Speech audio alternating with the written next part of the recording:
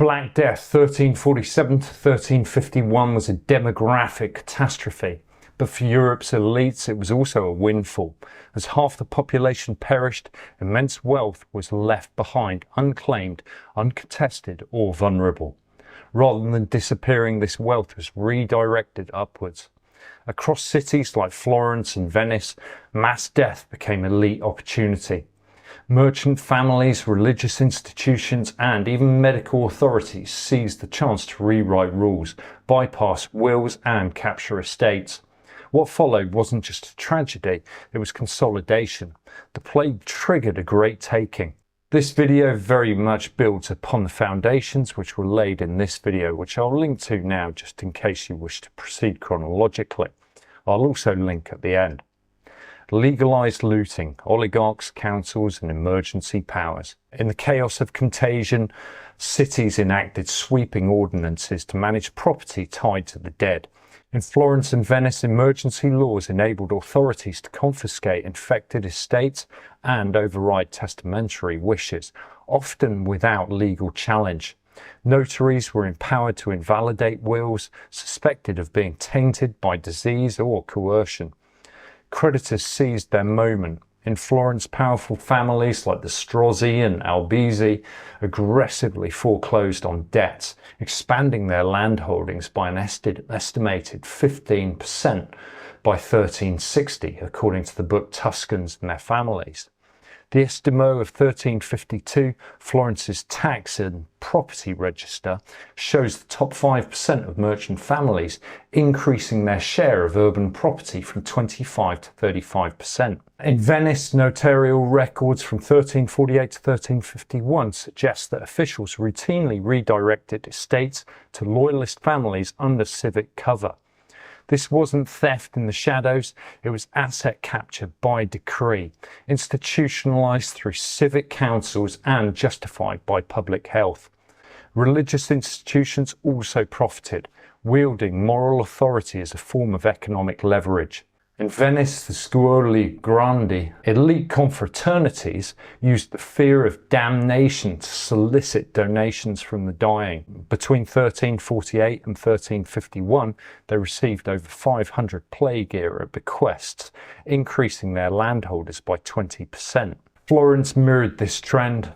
Landowning households fell from around 10,000 in the 1330s to roughly 7,000 by the 1370s. Meanwhile, the city's top 100 families expanded their land share from 20% to 30%.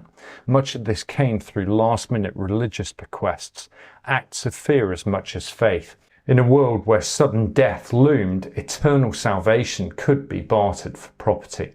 While some of these donations supported hospitals and provide poor relief, the net result was upward redistribution, masked in spiritual rhetoric, but materially one-sided. Many plague doctors, who were often foreign, operated with minimal training and very little accountability. Their outsider status and sweeping emergency powers created fertile ground for exploitation. In practice, this created perverse incentives. Some doctors accepted bribes to issue false health clearances or exempt homes from quarantine. In Bologna, for example, a 14th century record details a case where a plague official was convicted of falsifying a will in exchange for land. This is detailed in the book The Black Death Transformed. While such abuses weren't universal, the opaque and unregulated nature of plague response opened the door to estate manipulation on a wide scale. Bloodletting, the most common treatment, epitomized this crisis of authority. Based on humoral theory, it was useless against the plague, often hastening death via hemorrhagic shock, anemia, or secondary infections from filthy tools. Many were already malnourished as a result of the financial crisis and subsequent disruptions to grain supplies that we discussed in the previous video. Moreover, bloodletting as a paid service enriched plague doctors, many minimally trained, who pushed repeated sessions to maximize fees. exploiting desperate families. According to Herlihy, frequent treatments drained malnourished patients' resources and health, while refusal risked accusations of heresy or property seizure, according to the Great Mortality. Far from healing, bloodletting enforced compliance within a deceptive system, turning medical ritual into a tool of profit and control. Echoes across Europe, a continental pattern. What unfolded in Florence and Venice was not isolated. Across Europe, similar patterns emerged, local variations on the same theme. In England, the death toll sparked a vast reorganisation of land, with surviving gentry consolidating tenant farms into larger estates, while the 1351 Statute of Labourers bound peasants to their manors and suppressed wages, turning labour scarcity into elite advantage. In France, royal administrators bypassed probate rules to reallocate estates. Meanwhile, Spanish officials exploited inheritance disputes. In the German towns, councils claimed abandoned properties and land under plague statutes. Though mechanisms varied, the outcomes were consistent: a narrowing of ownership, deepening of hierarchy, and a redefinition of legitimacy through power. But what about those peasants that thrived? For amid the elite consolidation of the post-plague years, not all peasants were crushed. Some adapted and even rose. And here there's some crucial lessons.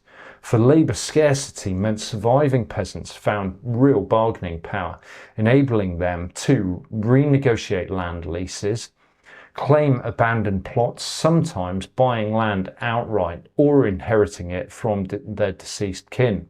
These fortunate souls also participated in skilled trades, moved into urban centres and entered guilds, and gained some degree of social mobility, invested in livestock, sheep, pigs, cattle, or engaged in local markets for grain and brewing, accumulated commodity wealth via livestock, grain stores, tools, and sometimes coin, which gave them flexibility and leverage. This commodity wealth was crucial. It allowed the peasantry to respond to market conditions, sell surplus, and hire labour. In turn, this helped protect themselves from renewed outbreaks or poor harvests, while entering trade networks or buying their way into better legal or economic positions. They educated their children, laying the foundations for generational advancement in skilled professions. Some even leveraged legal tools using manorial records, petitions, or local courts to secure tenure. Strategic marriages and inheritance further consolidated their gains. These survivors didn't overturn the order, but they carved out space within it. They became the rural middle class, yeomen in England, substantial tenant farmers in France and Italy, and early urban burghers elsewhere. When the plague subsided, Europe had changed. Mass death had facilitated not just a transfer of property, but a transformation in how power functioned. Oligarchs expanded their holdings, churches swelled their coffers, and civic medical authorities became quasi-sovereigns in their own right. Some redistributions did likely fund care and charity, but the dominant pattern was clear. Those best positioned to exploit fear, law, and theology entrenched their control. The Great Taking of around 1350 wasn't just about who died, it was about who inherited, and then the reshaping of society thereafter. Something we'll consider in the very next video in this series. An almost 700-year-old reset. But in the meantime, thanks so much for watching. Do consider subscribing, and if you haven't already seen the first video in this series, do check that out about Florence's financial crisis. Bye bye.